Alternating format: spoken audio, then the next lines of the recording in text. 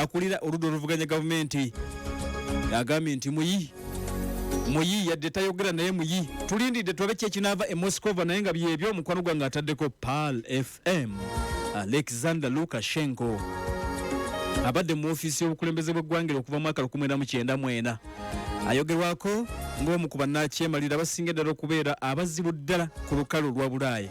Alexander Lukashenko kigamba okuba nti mulwadde muyi era akaseera kano munda mu ggwanga gy'asinzira okulembera Minsk Belarus taliyo bamudusizza ddala ali mu Russia. Gwanga ku gwanga kano ke kaseerako aka gwanga ku gwanga tukusagulira amawulire agookya era masu okwetoloola ensi yonna okuva e Pyongyang paka e Moscow mu Russia, okuva e Washington DC paka e Beijing mu China, okuva e Tehran paka e Kabul mu Afghanistan. Kati gafune okuva ku ssemazinga ez'enjawulo era tosubwa n'agafa mu nnyaffe Uganda. Wano mu The Inside Story munda mu bisenge by'amakolero g'entalo. Munda mu bisenge eby'amakolero ag'entalo tuli mu ggwanga ku ggwanga tuva Belarus, Minsk, Moscova mu ggwanga eritibwa Russia twolekedde Mogadishu, ggwanga eritibwa Somalia, region gye bayita Lower Shabere, ekyalo kye bayita Boromale, gyabadde miranga nga busaasaana ku lunaku olwokutaano abasajja bayitibwa ba Shabab bakoze ataka. Kati nze kutegeeza nti ttiimu atuliriza yasindikiddwa omukulembeze eggwanga lino General Yoweri Kaguta Museveni ekulembeddwamu omuduumizi w'amagye agakuna agawo ku ttaka Lieutenant General Kayanja Muhanga batandise okukola assessment era bali munda mu ggwanga lya Somalia. Bakola assessment ku bulumbaganyo bwakoleddwa ku the UPDF. Omwogezi w'amagye ye Felix Kuraije agamba nti mu kaseera kano balindiridde ttiimu yagenze Somalia okulaba n'okutubuulira kiddala ekyabaddewo. Ebyatubuuliddwa abayeekera bituufu oba nedda. Shabab yeegamba nti yasse 137. We cannot confirm that figure of course nga ripooti tennaba kulabika nti ejja naye weeri bugamba twabassemu 137 ba Crusaders okuva Uganda ba UPDF 137 bafu ate bwe mwagala obujulizi bubuno ne bano twabawambye ne batwaga ebifaananyi byagenze maaso n'okuba nti biragibwa ebyaddala nga biriko laama za Uganda bakulaga abasirikale nga bambadde nga UPDF bweyambala nga bubalina bagamba mutambule mwakimaki wano mutambule. Omukulembeze w'eggwanga General Yoweri Kaguta Museveni atuliza mu weekend gye tukubye amabega yasinzidde ku mukutu ogwa Twitter n'akubagiza eggwanga agamba kibi nnyo ekyatuuse ku baana wabaddewo panic baana baatidde.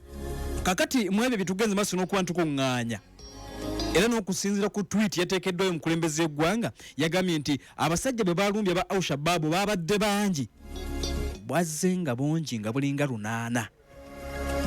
Abaana ba UPDF ebyaddala basinga nga tebasobola kwerwanako era nti baataddeko kakokula tondeka nnyuma misinde. Shabab ng'erumbye baataddeko kakokula tondeka nnyuma. Sajja batu baabwe bali mukuuma eggwanga eritali lyabwe badduka. Sajja abamu gye bwabwasanzeeyo ne buwamba bawanika. Kigamba okuba nti bimotoka ebyamagye byatwaliddwa.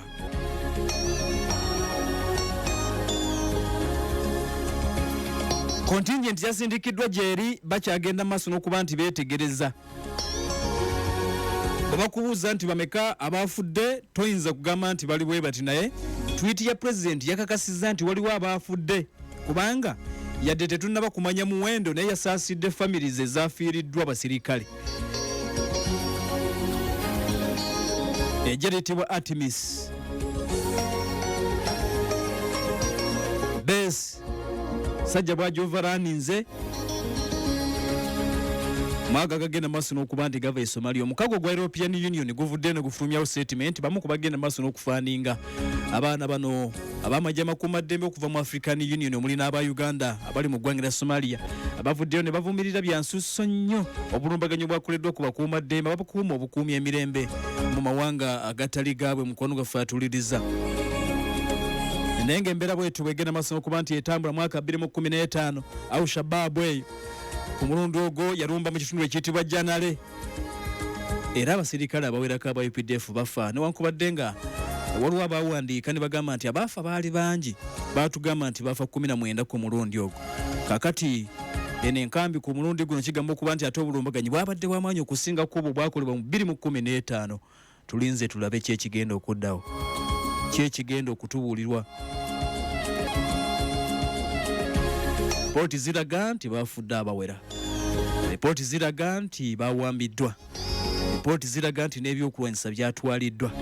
Amajja ga African Union nga geegattira mu Artemis akigamba okuba nti nago gasitudde ennyonyi okulabeka nga gawondera abayeekera bano era bafulumizzaako statement akawungeza akayise ne bategeeza nti waliwo abakambwe nga 30 abatiddwa aba Shabab nga kiteeberezebwa nti abamu ku abo be beetabye mu kukola obulumbaganyi buno ku majja ga UPDF.